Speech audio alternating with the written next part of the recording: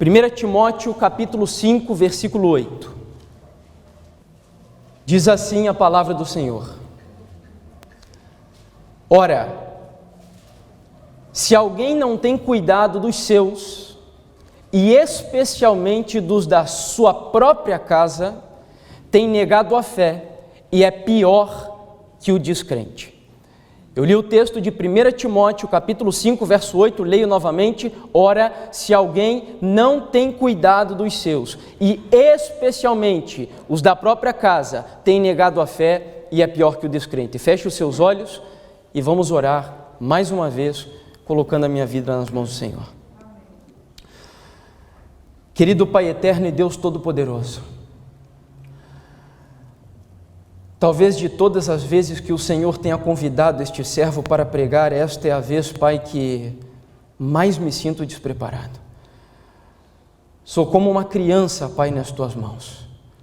O Senhor sabe que dependo totalmente de Ti nessa e em todas as outras noites, porque esse é um terreno muito santo. Esse assunto é o assunto que determina o progresso ou a derrota da igreja, o progresso ou a derrota da sociedade, o progresso ou a derrota de uma nação e o progresso e a derrota das nossas vidas. E é por isso que antes de começar, simbolicamente, assim como o Senhor apelou a Moisés que tirasse as sandálias dos pés, porque o terreno era santo, quero me esvaziar nesse momento, Pai, tirar as minhas sandálias dos pés, sabendo que esse terreno é santo e que a minha vida deve estar completamente nas mãos do Senhor. Não tenho autoridade nenhuma, Pai, e é por isso que oro, pedindo a Tua unção, o poder do Teu Espírito, e que essas palavras que serão ministradas, que possam aquecer o coração daqueles que vieram nessa noite, confirmando que tudo o que aqui veremos não vem do homem, mas vem direto do Teu trono todo-poderoso, Pai. Essa é a nossa oração.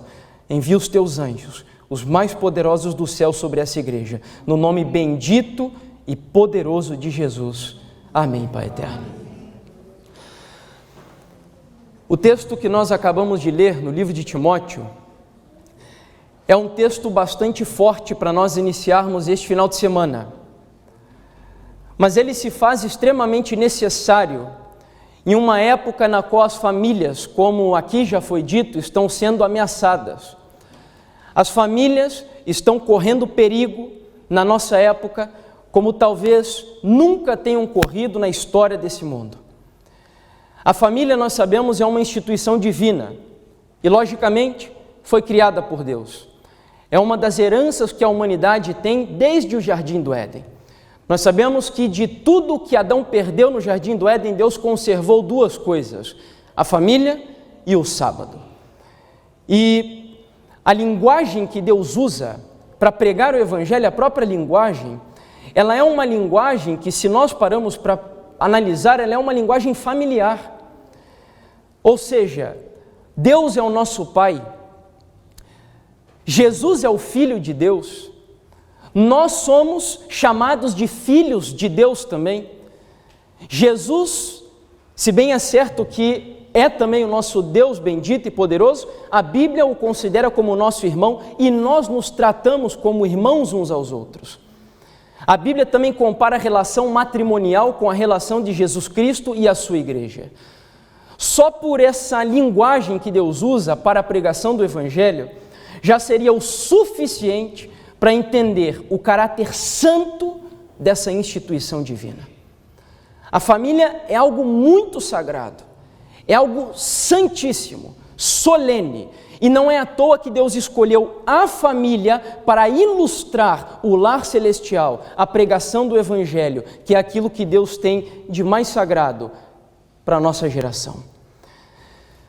Corroborando com o que nós acabamos de comentar no livro Lar Adventista, capítulo 4, a serva do Senhor diz o seguinte: uma família bem ordenada e disciplinada é mais preciosa aos olhos de Deus do que o ouro fino, mesmo que o mais fino ouro de Ofir.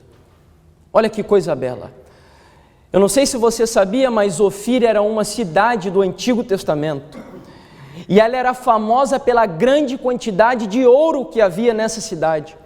Agora o interessante é que o ouro encontrado em Ofir era mais precioso do que em qualquer outra cidade bíblica. Sabe por quê? Porque ali estava o ouro mais puro, o ouro mais fino.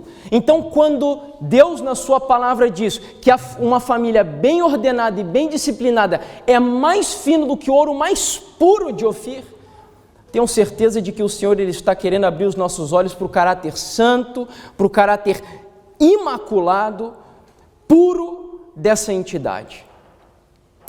Esse é o valor que Deus dá para as famílias. Agora, que valor você, meu irmão e minha irmã que estão aqui nessa noite, e os que vão ouvir também a mensagem, que valor você tem dado à tua família? Quanto tempo você tem gasto com a tua família? O que significa essa palavrinha simples, mas ao mesmo tempo complexa, família, para você? Como está, meu irmão e minha irmã, a tua família nesse momento? Onde está o teu filho? Onde está a tua filha? Onde está o teu esposo? Onde está a tua esposa? Como está a tua família? Eu quero lhe mostrar brevemente apenas alguns números, embora amanhã será o tema que nós vamos usar especialmente para abrir os nossos olhos. Eu sei que talvez você, assim como eu, está preocupado com o que está acontecendo no mundo. Como dissemos, a família está ameaçada pelo nosso arqui-inimigo, Satanás. E amanhã nós vamos entrar nisso, porque eu imagino que a visão que você tem dessa ameaça contra as famílias, ela é superficial, como era a minha visão até alguns dias atrás. E amanhã eu vou compartilhar um pouquinho com você do que Deus começou a me mostrar alguns dias atrás, que eu acredito que foi especialmente para esse momento, e alguns conteúdos que eu vou preparar aí mais para frente. Mas hoje eu não poderia deixar de te mostrar apenas alguns números aqui, para você entender como essa instituição está bastante ameaçada. O jornal O Globo, que é um jornal bastante conhecido e famoso, um dos mais importantes do Brasil, lá do Rio de Janeiro, minha terra natal, no ano de 2011, trouxe a seguinte matéria: pesquisa revela que brasileiros são campeões de infidelidade e disfunção sexual. É um título nada honroso que nós carregamos no ano de 2011. Talvez hoje seja até pior. Eu não sei exatamente te dizer, mas nós vemos a nossa sociedade. Eu vou dizer para você que eu acredito no evolucionismo, mas eu acredito no evolucionismo diferente daqueles que se prega aí fora. Se a sociedade tem evoluído em alguma coisa, nós estamos evoluindo no pecado, nós estamos evoluindo na depravação moral. Então, quando eu vejo uma sociedade que de 2011 para 2016 evolui no pecado, a única conclusão que eu chego é que provavelmente os números que eu vou mostrar aqui para vocês sejam maiores do que de 2011. Pesquisa revela que brasileiros são campeões de infidelidade e disfunção sexual. Um trechinho da matéria diz assim: entre os homens, o percentual daqueles que dizem já ter traído pelo menos uma vez na vida sua esposa chega a 70,6%. Entre as mulheres, o número é de 56,4%, o maior da nossa região. Então nós vemos aqui um número absurdo. 70% dos homens, quase 71%, já foram infiéis às suas esposas. Traíram as suas esposas. E as mulheres, 56%. E quando eu vejo esses números, é natural entendermos o porquê da igreja cristã hoje ser tão infiel a Deus. Você vai se lembrar do livro de 1 João, onde ele diz assim, que se nós não amamos aos nossos irmãos que nós vemos, é impossível amarmos a Deus que nós não vemos. Então, trazendo isso para essa relação santa, porque o casamento é santo, a Bíblia chega a dizer que o leito de um casal, a cama onde um casal dorme é um leito sem mácula. Imaculado é santo, é um altar, se eu pudesse dizer assim. É um altar, onde maridos e mulheres deveriam convidar a Deus todos os dias para abençoar o seu casamento e também as suas noites de sono e a sua família, logicamente. Então, é impossível pessoas que não consigam ser fiéis nessa instituição sagrada, é impossível que sejam fiéis a Deus, entende? Um filho que não obedeça ao pai nunca será obediente a Deus. Uma esposa que não se sujeita ao marido nunca se sujeitará a Deus. Um marido que não é capaz de lutar pela esposa, porque a Bíblia faz essa comparação, que o marido deve tornar a esposa para si pura, imaculada e gloriosa, ele nunca vai lutar pela igreja de Cristo. E os números refletem a triste experiência do nosso cristianismo. E nós estamos falando apenas de infidelidade. O inimigo tem atacado por várias áreas: aborto, a tentativa de legalização do aborto, pornografia, que está se tornando uma coisa cada vez mais banalizada e está destruindo casamentos. Homens que veem imagens e vídeos animalescos na internet e querem trazer isso para a sua relação matrimonial. Masturbação. Eu vi hoje um vídeo, uma notícia que é quase inacreditável. Eu cheguei até a postar na nossa página lá do Facebook, que a impressão que dá é que as supremas cortes do mundo parece que estão possuídas por demônios, porque as leis que estão sendo votadas são leis irracionais. A Suprema Corte da Itália aprovou essa semana uma lei que diz que se um homem ou uma mulher quiser se masturbar em público, que isso não é crime. Só é crime se ele se masturbar na frente de uma criança, mas dos outros ele pode se masturbar. Então, olha o nível de imoralidade, e o que nós vemos com isso? O resultado natural é a degradação da família. Delinquência juvenil, sexo fora do casamento, outra coisa que está normal, inclusive dentro da igreja. Parece que nós já não entendemos mais que isso é um perigo para os nossos jovens. Já não se ensina mais a santidade, a pureza. Eu me lembro que quando eu casei com a minha esposa, na época ela tinha 19 anos e eu 20 anos, graças ao Senhor nós éramos virgens. E a minha avó, para vocês verem a noção, o grau de periculosidade que nós estamos enfrentando, de depravação, a minha avó não acreditava e talvez não acredita até hoje, que eu me casei virgem. A minha própria avó achava que eu estava mentindo. E por aí vai, irmãos. Divórcio, descaracterização da família, é uma coisa bastante preocupante. Eu queria que você visse um vídeo, vai ser um trechinho bem curto, para ilustrar um pouquinho mais desse perigo que nós estamos correndo, que as famílias estão correndo. Preste atenção no vídeo. Eu cortei uns 2 minutos e meio no máximo. Como eu disse, não é o nosso foco hoje. Então, preste atenção no vídeo. Pode colocar, irmão, por gentileza?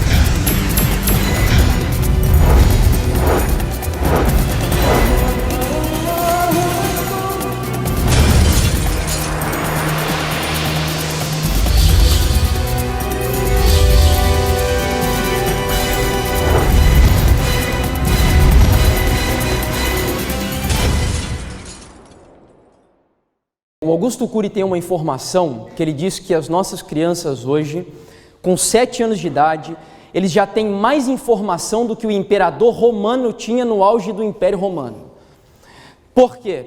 Celulares, Facebook, redes sociais, isso está acarretando uma quantidade de informações absurda para as crianças. E para os adultos também, só que na mão das crianças isso é muito mais perigoso. Por quê? Porque se bem é certo que elas recebem as informações de maneira muito veloz, as crianças não têm tempo de transformar essas informações em experiências de vida.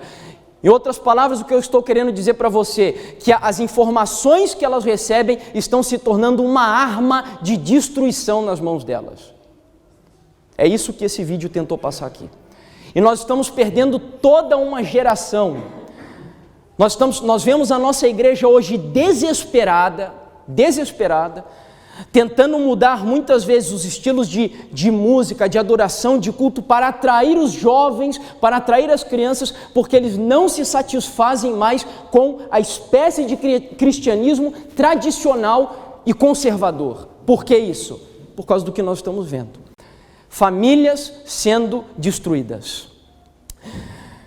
Meus irmãos e minhas irmãs, nessa primeira apresentação, o meu objetivo primário é mostrar para você a questão da família, da educação do lar doméstica, a família tradicional, o lar cristão e tudo que tem a ver com isso, em um aspecto um pouco diferente. Talvez você nunca tenha visto o que eu vou mostrar aqui para vocês hoje. O nosso assunto hoje não é tão prático, Nós vamos começar a entrar em questões mais práticas amanhã e domingo. Hoje, o nosso estudo vai ser um estudo mais intelectual, é um estudo teológico. E eu sei que é muito arriscado isso, porque normalmente a igreja se cansa um pouquinho mais, nós estamos tão acostumados já com informações fáceis, que nós não conseguimos acompanhar informações mais sólidas. Mas eu tenho algo por princípio. Eu nunca trato um tema sem trazer esse tema à luz do que a Bíblia chama verdade presente. Se eu sou convidado para pregar sobre saúde, sobre profecia, sobre família, sobre educação de filhos, sobre justificação pela fé, eu tenho algo por princípio. Tudo eu tenho que apresentar para a igreja à luz da verdade presente. E talvez você não consiga entender exatamente o que é essa palavra, verdade presente. O que seria isso? E o que tem a ver isso com família? É o nosso grande desafio aqui hoje. Essa palavra, em primeiro lugar, ela não foi inventada por mim, nem pelos adventistas, como alguns dizem, ela é emprestada da própria Bíblia. Lá no livro 2 Pedro, capítulo 1, versículo 12. 2 Pedro, capítulo 1, versículo 12. A Bíblia diz assim: por isso, não deixarei de exortar-vos sempre acerca destas coisas, ainda que bem as saibais e estejais confirmados na verdade presente. O apóstolo Pedro fala da necessidade da igreja estar confirmada na verdade presente. A serva do Senhor fala também, no livro Primeiros Escritos, que existem muitas verdades contidas na palavra de Deus, mas é a verdade presente que o rebanho mais necessita quando? Agora, ela diz assim, é a verdade presente. Então, que história é essa de verdade presente? Para ficar bem fácil para você. Qual era a verdade presente, a verdade mais importante lá para o tempo de Noé? Qual era? Que mensagem que era a mensagem para o tempo de Noé, que Noé tinha que pregar sempre que ele fosse pregar um sermão? Qual era a mensagem? O dilúvio. Então a verdade presente é a mensagem mais importante para cada geração. Deus vê aquela geração, vê as necessidades daquela geração e Ele adapta a sua mensagem para aquela época. Isso é verdade presente. Então, o nosso desafio aqui agora é tentar entender qual é a verdade mais importante para o nosso tempo. E se falar de família, falar de educação, tem a ver com a verdade presente. Será que tem a ver? Como encontrar isso na palavra do Senhor? Existem várias formas de nós chegarmos à conclusão de qual é a mensagem mais importante para o tempo que você está vivendo. Tem várias formas de fazer isso. Nós vamos usar um método aqui hoje. Nós vamos percorrer um caminho usando aquela que é a doutrina central de todo cristão. Deveria ser. Infelizmente, os cristãos não creem, a maioria. Mas a Igreja Adventista do Sétimo Dia crê nessa doutrina. Você sabe qual é o pilar central da Igreja Adventista do Sétimo Dia? Qual é a doutrina fundamental da Igreja Adventista, você sabe? Exatamente. Lá no livro de Salmos, capítulo 77, versículo 13. Salmos, capítulo 77, versículo 13, a Bíblia diz assim: o teu caminho, ó Deus, está onde? No santuário. Quem é Deus tão grande como o nosso Deus? A Bíblia mostra, então, aqui de forma bem clara, que o caminho de Deus, as orientações de Deus, as diretrizes de Deus, são encontradas em especial no santuário. Isso é tão verdade, que até um certo tempo da história do povo judeu na Bíblia, a única coisa que eles tinham para aprender o Evangelho, sabe o que era? Era o santuário. Era a única coisa que eles tinham. Era a única coisa. Ou seja, o santuário ensina realmente o caminho de Deus. Ensina a vontade de Deus para a igreja. Nós somos orientados pelo santuário. No santuário nós encontramos o Evangelho. É isso que a Bíblia está falando aqui nessa passagem. E a serva do Senhor no livro Evangelismo, páginas 221 e 222, em harmonia com o que diz a Bíblia, olha o que ela vai comunicar para você, meu irmão e minha irmã, adoradores do Senhor. A compreensão correta do ministério do santuário celestial constitui o alicerce da nossa fé. Temos algum pedreiro, algum engenheiro aqui na igreja? Um alicerce serve para quê, meu irmão, que levantou a mão? É a base de uma casa, é a estrutura de uma casa, é o que sustenta uma casa. É impossível construir uma casa sem um alicerce, ou qualquer construção. Então, a compreensão correta do santuário, se existe uma compreensão correta, é porque existe uma compreensão incorreta, uma compreensão errada. Então, a compreensão correta do santuário é o alicerce da fé. Segue o texto. O assunto do santuário e do juízo investigativo deve ser claramente compreendido pelo povo de Deus. Todos necessitam para si mesmos, não é só o pastor, não é só o teu esposo ou só a tua esposa, cada um individualmente precisa de conhecimento sobre a posição e obra do seu grande sumo sacerdote. Aliás, ser-lhe-á impossível exercerem a fé que é essencial nesse tempo ou ocupar a posição que Deus lhes deseja confiar. É impossível ter a fé verdadeira nessa época sem entender o assunto do santuário. E termina o texto dizendo: o santuário no céu é o próprio centro da obra de Cristo em favor dos homens. Diz respeito a toda a alma que vive sobre a terra. Patenteia-nos o plano da redenção, transportando-nos mesmo até o final do tempo e revelando o desfecho triunfante da grande controvérsia entre a justiça e o pecado. É da máxima importância que todos investiguem acuradamente estes assuntos. Então nós temos aqui um texto que nos estimula a estudar o santuário, a investigar o santuário. A palavra acuradamente significa diligentemente, atentamente. Precisamos entender estes assuntos. E veja, no santuário nós encontramos o plano da redenção desde o princípio até o desfecho triunfante. Toda a história da igreja está contida no santuário. Então, entendendo que o santuário é importante, nós encontramos instruções ali. E não se esqueça que o nosso foco é família. Nós precisamos entender sobre família, sobre educação, sobre a constituição de um lar, sobre como vencer essa geração que declarou guerra, como vencer Satanás que declarou guerra contra as famílias, e especialmente contra as famílias da igreja. E por que eu digo isso com tanta convicção? Porque em Apocalipse 12, versículo 17, a Bíblia diz que o dragão, nos últimos tempos, se voltaria contra quem? Contra o remanescente. E o remanescente, quem é? São aqueles que guardam os mandamentos de Deus e o testemunho de Jesus. Entende? É uma guerra. Nós estamos no meio de uma guerra. E precisamos no santuário entender como vencer.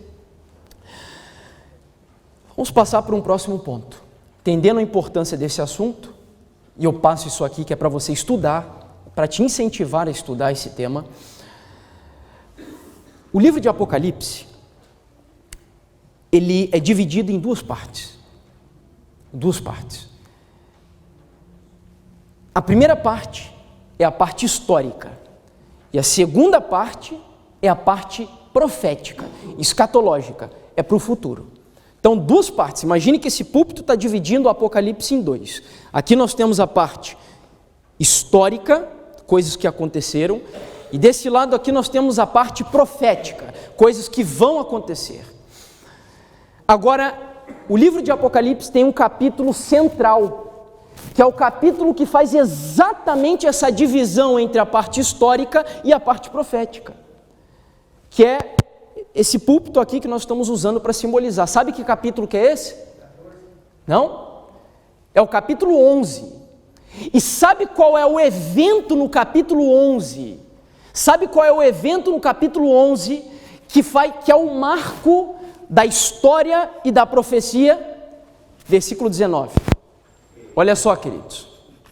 Está aqui, ó. Apocalipse 11, 19. Ele crava o Apocalipse em dois: história e futuro. E olha o evento que determina esse novo momento do livro de Apocalipse. Apocalipse 11, verso 19. Diz assim: abriu-se então o santuário de Deus, que se acha onde? No céu. Tem pessoas que ainda conseguem negar a existência de um santuário celestial. Negar a existência de que existe um santuário no céu é negar a Bíblia. Porque, mais claro do que isso aqui, abriu-se então o santuário de Deus que se acha no céu. E um detalhe adicional: se foi aberto é porque antes estava como? Estava fechado. Mas que lugar que é esse que estava fechado e que foi aberto? O texto segue: quando se abriu o santuário que se acha no céu, em Apocalipse 11, 19, foi vista a arca da aliança no seu santuário. Em que compartimento estava a arca da aliança? No Santíssimo. Então, Apocalipse 11, 19 está descrevendo o momento em que se abre qual compartimento do santuário celestial? O Santíssimo. E quando isso aconteceu na história, você que já estudou? Em que ano? 1844. Apocalipse 11, 19 é exatamente cravado no livro de Apocalipse o ano de 1844. E poderia provar isso para vocês ainda de várias formas. Apocalipse 11, por exemplo, é o capítulo que fala da Revolução Francesa, mas eu não tenho tempo para tratar isso com vocês aqui. A Revolução Francesa aconteceu ali nos anos de 1789, 93, ou seja, pertinho de 1844. Pertinho. Então nós temos aqui um evento que marca dois períodos no Apocalipse.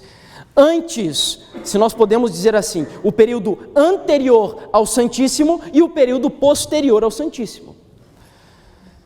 Por que eu estou frisando isso? Quando o Santíssimo é aberto, esse é o último versículo de Apocalipse 11, quando o Santíssimo é aberto, vem o capítulo 12. Qual é o personagem que aparece no capítulo 12 lutando contra a igreja? Me ajudem.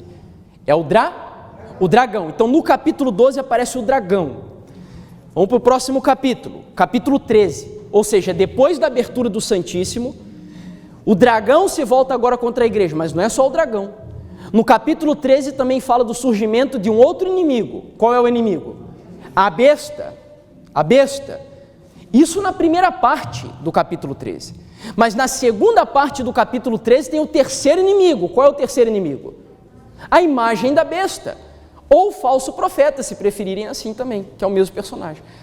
Esses são exatamente os três inimigos relatados em Apocalipse, capítulo 16. Abra lá a tua Bíblia rapidinho. Eu não estou fugindo do tema aqui não. Nós vamos voltar, nós estamos dando apenas uma volta, contextualizando para entender onde nós queremos chegar aqui no assunto da família. Apocalipse capítulo 16, versículo 13 e 14. Apenas leia aí para mim e me ajude. A Bíblia ela menciona os três inimigos de Deus nos últimos dias. Está aí ou não está? Está aí. Quais são? É o dragão, a besta e o falso? São os três inimigos. E eles vão se reunir com o mundo inteiro para a última grande batalha no lugar que em hebraico se chama Armagedon. Então esses três inimigos, eles aparecem no contexto dos últimos dias. E nós sabemos que quando o Santíssimo foi aberto, Por que ele marca o antes e o depois no Apocalipse? Porque depois que o Santíssimo foi aberto, nós entramos no tempo do fim. Nós entramos no tempo do fim. Depois que o Santíssimo foi aberto, entramos no tempo do fim. São os últimos dias da história desse mundo. Por quê? Porque Jesus já passou pelo átrio. Temos alguém aqui que nunca ouviu falar do santuário? Nunca ouviu nada sobre isso? Ninguém? Que bom. Fica mais fácil para a gente poder avançar. Então Jesus já passou pelo átrio. Onde que foi que Jesus passou pelo átrio? O que acontecia no átrio? No altar de sacrifício. Eram ali que eram sacrificados quem? Os cordeiros.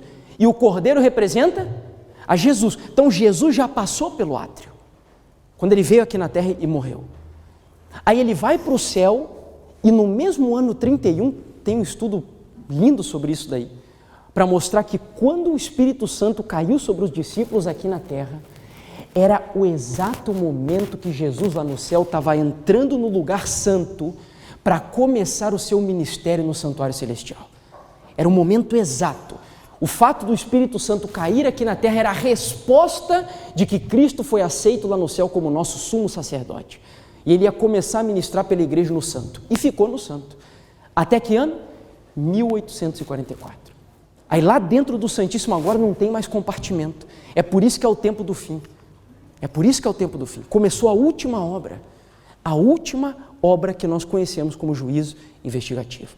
Então voltando lá, no meio desse tempo do fim, lá em Apocalipse 11, versículo 19, os capítulos que vêm na cronologia mostram o surgimento de 3 inimigos, dragão, besta e falso profeta.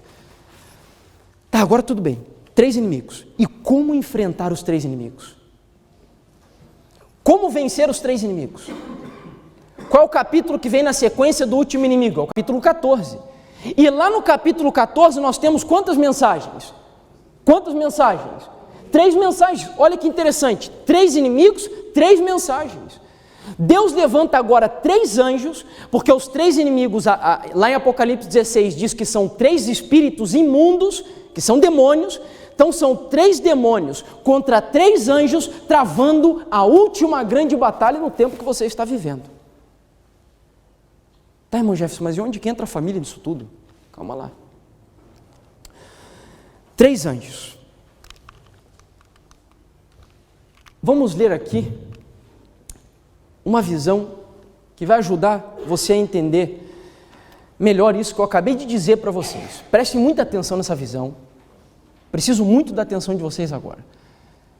Muito atentos a cada detalhe dessa visão. Encerrando-se o ministério de Jesus no lugar santo e passando ele para o lugar santíssimo, e ficando em pé diante da arca, a qual contém a lei de Deus, enviou um anjo poderoso com uma terceira mensagem ao mundo. Um pergaminho foi posto na mão do anjo, e descendo ele à terra com poder e majestade, proclamou uma terrível advertência com a mais terrível ameaça que já foi feita ao homem. Esta mensagem estava destinada a pôr os filhos de Deus de sobreaviso. Tem algum militar aqui na igreja? Não? Alguém que já serviu o exército? Também não? Então não vão poder me ajudar. Alguém sabe o que significa a palavra sobreaviso? Lá no exército a palavra sobreaviso significa que eles não devem mais permanecer naquele estado, tipo, às vezes o soldado pode voltar para casa. Quando eles estão de sobreaviso é que eles têm que ficar atentos. Eles têm que ficar no quartel-general, dormindo com as armas do lado, porque a qualquer momento ele pode ser requisitado para algo importante. Então, essa mensagem, a mensagem do terceiro anjo, ela estava destinada para pôr os filhos de Deus sobre aviso. Em outras palavras, meu querido, não é tempo mais de jogar videogame, não é tempo mais de ficar perdendo tempo com futebol, com novela, não é mais tempo disso, de ficar festando, não, é sobre aviso. É atenção. Por quê? Porque enquanto estamos em festa, o diabo está estudando para destruir a tua família. Enquanto estamos em festa, Satanás está estudando estratégias para acabar com os teus filhos. Isso tudo parece muito alarmista, mas não é. Vocês vão entender como a coisa é real, principalmente amanhã. principalmente amanhã. E o texto diz, mostrando-lhes a hora da tentação e angústia que diante deles estava. E termina. Posto que sua vida estava em jogo, não sou eu que estou dizendo, é a mensageira de Deus para essa igreja. Posto que a minha vida está em jogo, deverão reter com firmeza a verdade. O terceiro anjo encerra a sua mensagem assim. Aqui está a perseverança dos santos, que guardam os mandamentos de Deus e a fé em Jesus. Ao dizer ele estas palavras, aponta para o santuário celeste. A mente de todos os que abraçam esta mensagem é dirigida para o lugar santíssimo, onde Jesus está em pé diante da arca, fazendo sua intercessão final por todos aqueles por quem a misericórdia ainda espera e pelos que ignorantemente têm violado a lei de Deus. Atenção agora, eu vou ilustrar isso para você. Tudo que nós lemos aqui agora, eu vou tentar ilustrar para você entender melhor. Então, primeiro, ela diz que Jesus, antes de 1844, estava no compartimento. Qual compartimento é esse aqui? Santo. Ele estava aqui dentro. Mas chegando em 1844, as portas do Santíssimo se abriram e Jesus entrou então agora no lugar santíssimo. Essa é a visão que ela teve ali naquele momento. Ele entra agora nesse compartimento. Quando ele entra no lugar santíssimo, ela faz questão, como se isso fosse muito importante a gente prestar atenção, ela faz questão de dizer que Jesus parou em pé na frente do quê? Da arca. Ele ficou parado em pé em frente da arca, porque isso tem um significado importante. Você já vai descobrir que significado é esse. Aí ele fica em pé na frente da arca e ele vai agora emitir uma ordem.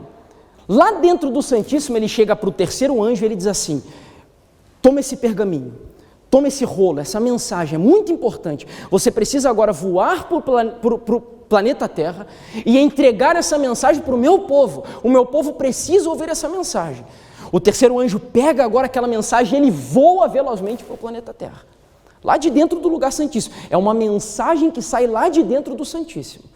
E ele voa aqui para a Terra. Quando ele chega na Terra, ele apresenta a mensagem agora para os seres humanos e todos aqueles que aceitam a mensagem do terceiro anjo, a mente desse povo, das famílias aqui na Terra, é dirigida para o lugar santíssimo. Entendeu a visão? Entendeu? Então a mente do povo de Deus nos últimos dias deve estar dentro de onde? Do lugar santíssimo. E o que o diabo mais quer fazer contra os adventistas hoje é tirar nossa mente do lugar santíssimo. O maior ataque dele contra os adventistas é tirar a tua e a minha mente do lugar santíssimo. E ele tem várias formas para fazer isso. Concluindo, o que é a verdade presente, então? A verdade presente é Cristo dentro do lugar santíssimo, diante da arca da aliança, e a mensagem que ele entregou para nós aqui na terra, para o povo de Deus aqui na terra, é a mensagem do terceiro anjo, é a mais importante das três. Ah, mas e as outras duas?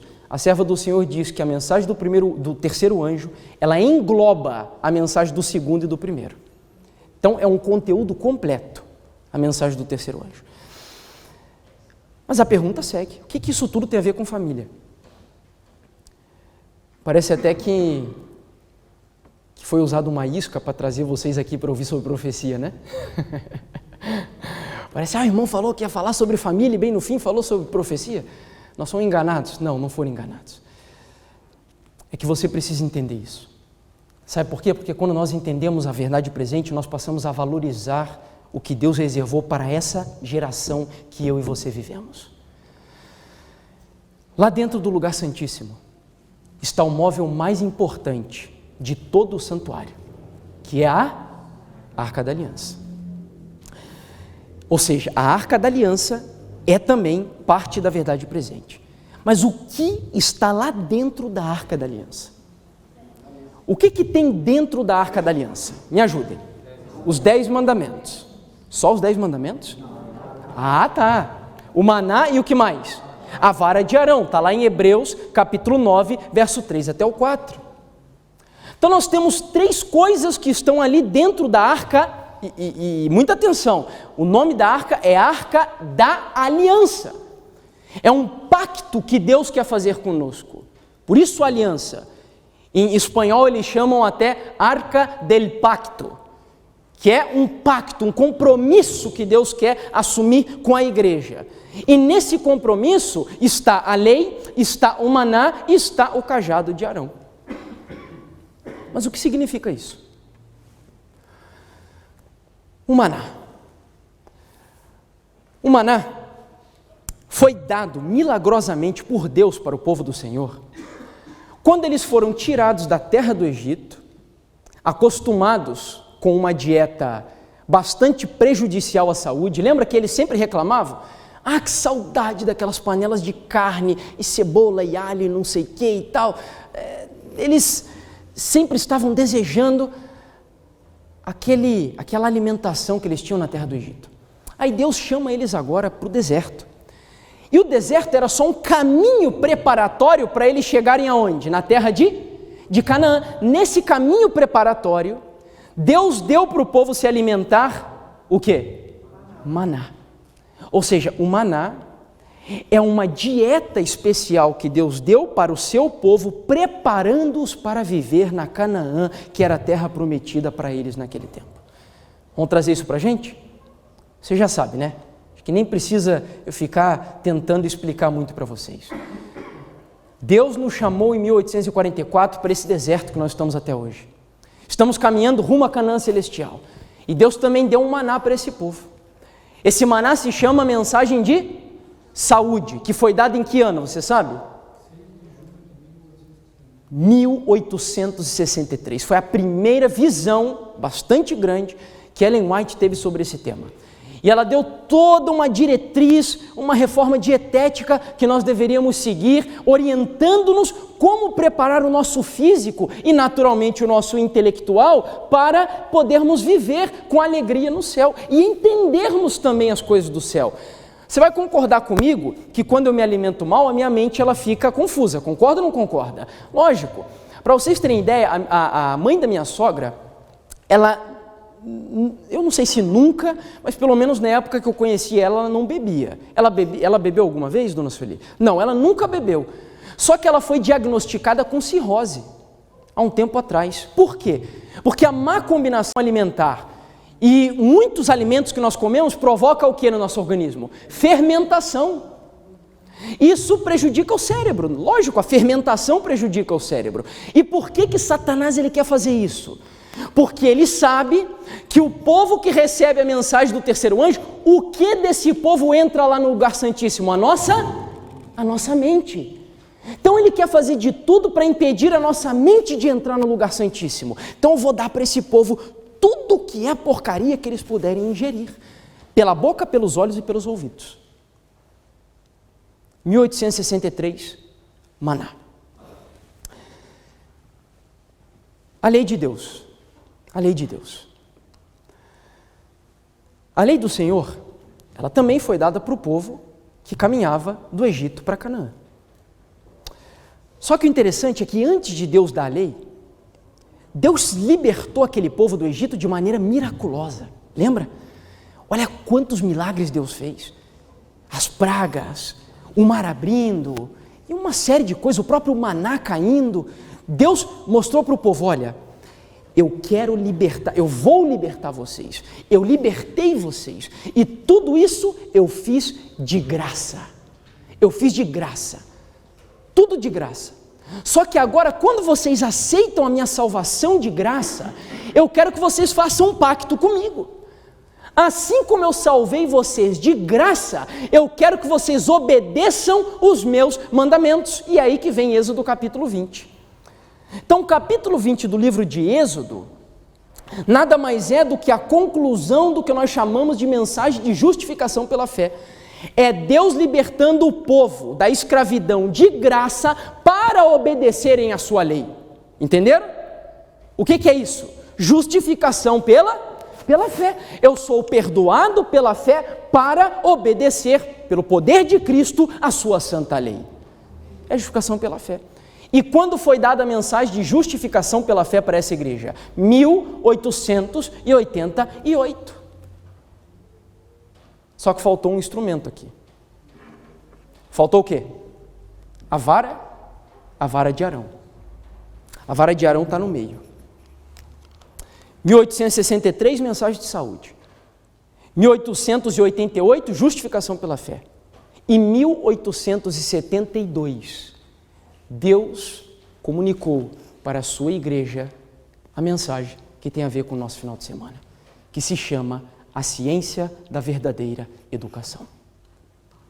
Você sabia disso? 1872. Foi a primeira visão que a serva do Senhor teve, mostrando que urgentemente o povo de Deus, a igreja de Deus, precisava de uma reforma educativa nos seus lares, na maneira de educarem os filhos, no relacionamento de marido e mulher, e uma série de orientações que foram dadas. 1872, é a vara de Arão. E por que é a vara de Arão? A vara no Antigo Testamento, ela sempre, na maioria das vezes, na verdade, foi usada por Deus como um instrumento de correção para o seu povo. É ou não é verdade? Correção, repreensão, advertência. E a mensagem da ciência da verdadeira educação é uma mensagem de reforma, de reeducação, de novo nascimento, de um novo estilo de vida, de repreensão. Não entendam a palavra repreensão de maneira negativa. É de um Deus que vê que nós estamos sendo educados erroneamente e precisamos ser educados da maneira correta. Sabe o que é o mais interessante de tudo? Muita atenção aqui nesse slide. Sabe o que é o mais interessante? Lembra qual foi a mensagem que saiu lá de dentro do lugar santíssimo? Era a mensagem de qual anjo? Era a mensagem do terceiro anjo. Lembra disso? A mensagem do terceiro. Todas as referências estão aqui. Se você quiser, depois eu posso passar o slide para vocês. Todas as referências estão aqui, que provam o que eu mostro aqui nesse slide. A serva do Senhor chama a mensagem do terceiro anjo de corpo. Ou seja, todo o nosso conteúdo de mensagens depende da mensagem do terceiro anjo. É o corpo, é o que estrutura a nossa mensagem. A mensagem do terceiro anjo, logicamente sendo um corpo precisa de cabeça. A cabeça da mensagem do terceiro anjo é Cristo. Toda mensagem pregada, a mensagem do terceiro anjo precisa ser uma mensagem cristocêntrica, toda. Esse corpo precisa também de um coração. O coração da mensagem do terceiro anjo é a mensagem de justificação pela fé. Olha que interessante como tudo vai se encaixando. Esse corpo também tem um braço direito, o corpo do terceiro anjo. E o braço direito da mensagem do terceiro anjo é a reforma de... Está vendo como tudo vai se encaixando? Estar dentro do Santíssimo significa viver de acordo com o que está lá dentro da arca. Estar dentro do Santíssimo significa aceitar a mensagem do terceiro anjo. E a mensagem do terceiro anjo traz exatamente os conteúdos que estão dentro da Arca da Aliança. E as pernas? É a mensagem da ciência da verdadeira educação. Que é o que eu acabei de dizer para vocês. E que eu não vou explicar agora o que é isso, porque não tem tempo. Então aqui nós temos toda a estrutura da nossa mensagem, queridos. E esse final de semana... Por que eu mostrei isso tudo para vocês aqui? Esse final de semana não é uma mensagem assim que o departamento de família escolheu, simplesmente, não vamos falar sobre família, porque a família é importante. Não, tem a ver com a verdade presente, tem a ver com a mensagem mais importante que Deus deu para a igreja adventista, que Deus deu para você como cristão. Nós precisamos ser, pela graça e pelo poder de Cristo, exemplos da mensagem de justificação pela fé. Exemplos como pessoas que aceitam a Cristo, exemplos como pessoas que vivem a mensagem de saúde, e exemplo como pessoas que vivem a mensagem da ciência da verdadeira educação, amém? Esse é o grande desafio, não é fácil, eu sei que não é fácil, e é por isso que nós estamos no deserto, é por isso que estamos caminhando para Canaã celestial agora, porque Deus sabe que não é fácil nascer de novo, é difícil, requer luta. Mas eu me maravilho quando a Bíblia diz, o apóstolo Paulo dizendo que o Evangelho é o poder de Deus para a salvação de todo aquele que crê. Ele pode transformar a nossa vida, essa é a promessa. Deus pode mudar a nossa maneira de ser educado, de comer, de entender a salvação, de entender tudo. Deus pode, Ele prometeu isso para nós, queridos. Testemunhos Seletos, volume 2, capítulo 58. A ciência da verdadeira educação é a verdade, que deve ser tão profundamente gravada na alma, que não se possa apagar pelo erro, tão abundante em toda parte.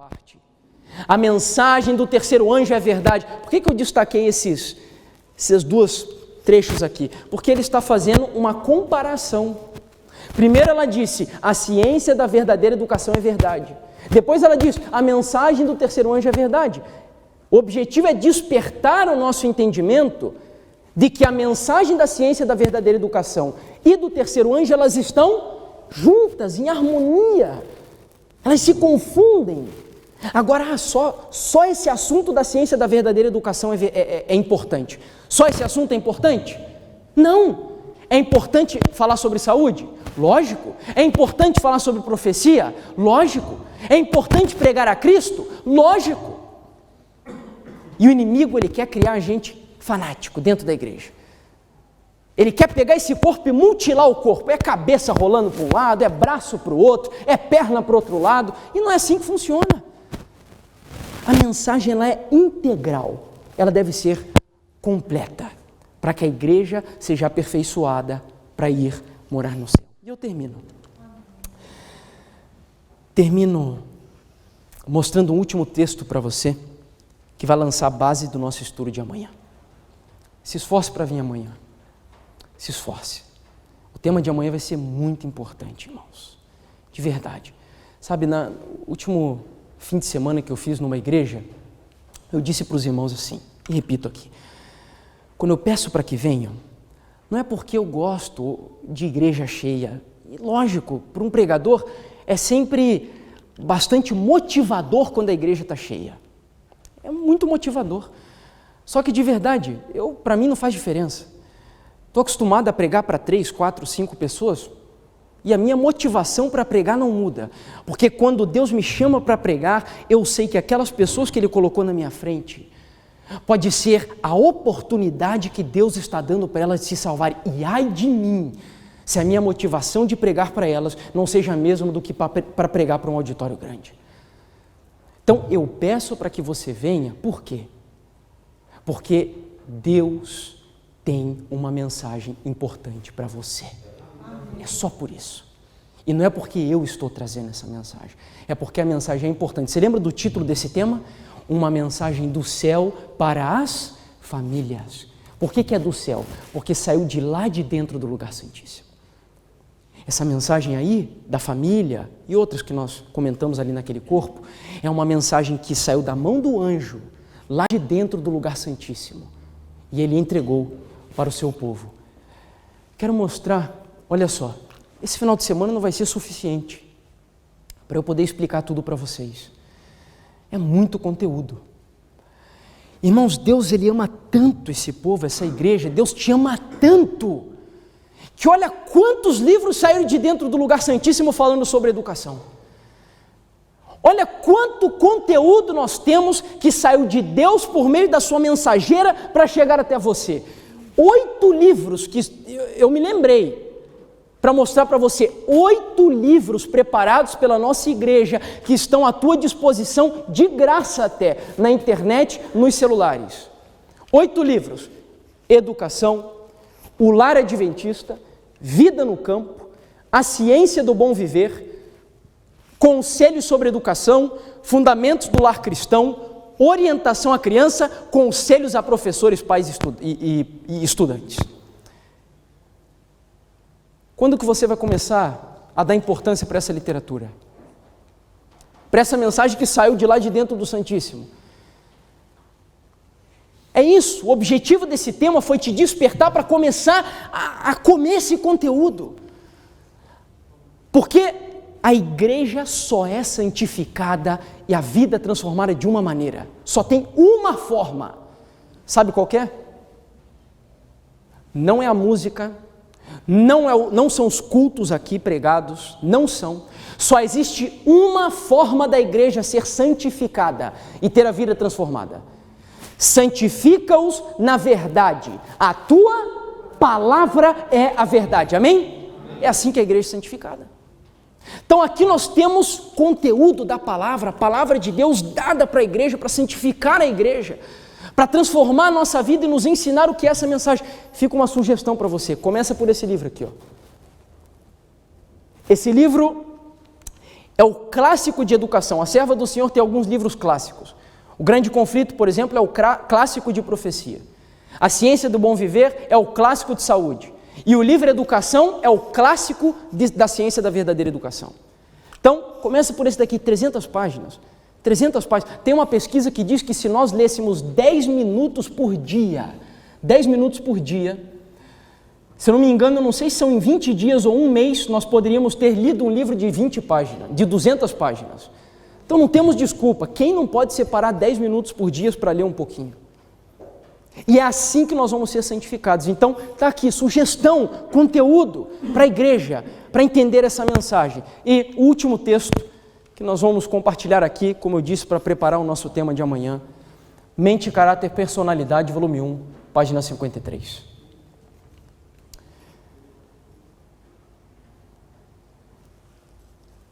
Agora, como nunca dantes, precisamos compreender a verdadeira ciência da educação. Se tem uma verdadeira educação, é porque tem uma educação falsa. Amanhã nós vamos falar um pouquinho sobre a falsa educação. Agora, como nunca dantes, eu vou voltar a comentar esse texto amanhã para você entender por que ela diz como nunca na história. Nós precisamos urgente dessa mensagem. Se deixarmos de compreender isso, jamais teremos lugar no reino de Deus.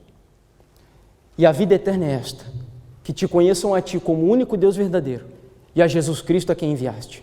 Se é esse o preço do céu, não deveria então nossa educação ser conduzida nessas linhas? É importante o tema ou não, irmãos? É, muito importante. Agora, como nunca dantes, o que significa essa verdadeira educação? E o que é essa falsa educação? Que espécie de educação os nossos filhos estão recebendo? E por que as famílias estão tão ameaçadas hoje?